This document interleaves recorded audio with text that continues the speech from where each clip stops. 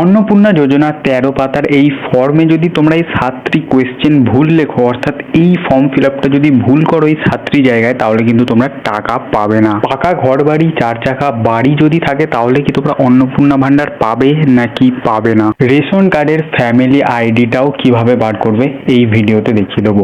নমস্কার বন্ধুরা, তোমরা জানো যে এই যে 13 পাতার form fill up already start হয়ে গিয়েছে। এই ফর্ম ফিল আপ কিন্তু অনলাইন এবং অফলাইনে দুটোতেই হবে। তবে 3000 টাকা জুন মাসে পেতে গেলে কোন ফর্ম ফিল আপটা সুবিধা হবে, অনলাইন নাকি অফলাইন, সেটাও তোমাদের বলে দেবো।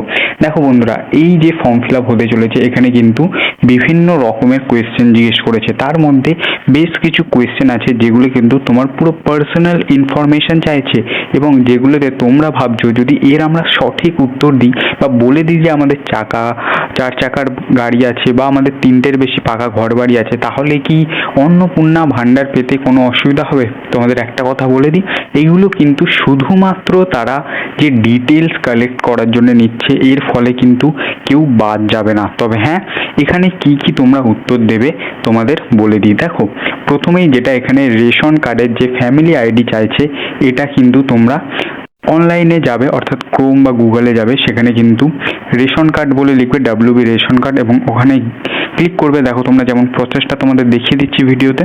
এখান থেকে কিন্তু যে সার্ভিস ক্লিক করছি আমি, এখানে দেখো সার্ভিসে গিয়ে এখানে নিজেদের যে আধার কার্ড আছে রেশন কার্ডটা এখানে ডিটেলস দেবে, অর্থাৎ নাম্বারটা দেবে।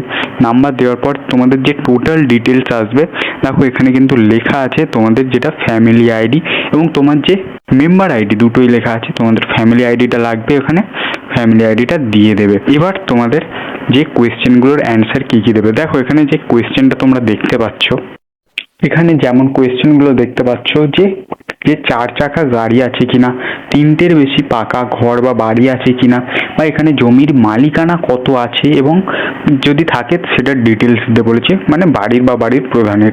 এইগুলোই কিন্তু তোমরা ভয় পাচ্ছ যে অনেকের হয়তো দেখা যাচ্ছে জমির পরিমাণ বেশি আছে বা জমির পরিমাণ আছে, বা এখানে দেখা যাচ্ছে যে যে পাকা ঘর বাড়ি আছে বা 4 চাকা গাড়ি আছে, তাহলেও কি তারা পাবে। তোমাদের বলি, তোমাদের যে বেসিক যে ডিটেলস আছে, যেটা তোমাদের সত্যি, যদি থাকে তাহলে থাকে দেবে, যদি না থাকে তাহলে কিন্তু না থাকে দেবে। অর্থাৎ এখানে কোনো ভুল ইনফরমেশন দেবে না, কারণ এটা কিন্তু সম্পূর্ণ তোমাদের যে বুথ লেভেল অফিসার আছে, যেটা BLO আছে, তার দ্বারা কিন্তু ভেরিফিকেশন হবে। এবার তোমরা এখানে জমির মালিকানা বা এইখানে যে জিনিসগুলো আছে, যা যা ডিটেলস তোমাদের কাছে আছে সেগুলো কিন্তু দিয়ে দেবে। দেখো তারপরেও আরও কিছু কোয়েশ্চেন আছে। দেখো স্বাস্থ্য বিমার ক্ষেত্রে এখানে যদি তোমাদের স্বাস্থ্যসাথী কার্ড থাকে সেটা দেবে, বা যদি কোনো বেসরকারি বিমা থাকে, এবং কিছু কিছু জায়গায় কিন্তু তোমাদের যদি মনে নাও হয় তাও দিতে পারো, ঠিক আছে। তোমাদের যা যা বেসিক ডিটেলস চেয়েছে সেগুলো টোটালি অনেস্টের সাথে এখানে ফিল আপ করবে।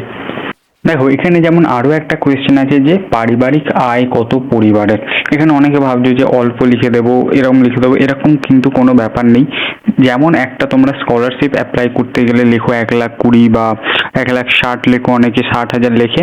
60,000 লিখবে না, 1,20,000 থেকে 1,60,000 ভিতরে যে ইনকাম আছে সেটা দেবে। এবং তোমাদের ইনকাম যদি 12 লাখের উপরে হয় তাহলে কিন্তু তোমরা পাবে না। অর্থাৎ বছরে যদি 12 লাখের উপরে তোমাদের ফ্যামিলি ইনকাম হয়, বা তোমাদের যে হেড অফ যে ফ্যামিলি আছে, যদি হেড অফ ফ্যামিলি তোমাদের মহিলা হয় যিনি অন্নপূর্ণা ভান্ডার পাবে, তার যদি ইনকাম 12 লাখের উপরে হয় তাহলে কিন্তু সে ITR ফাইলের আওতায় চলে আসবে, তখন পাবে না। টোটালি নির্ভর করছে তোমরা কাকে হেড অফ ফ্যামিলি বানিয়েছো।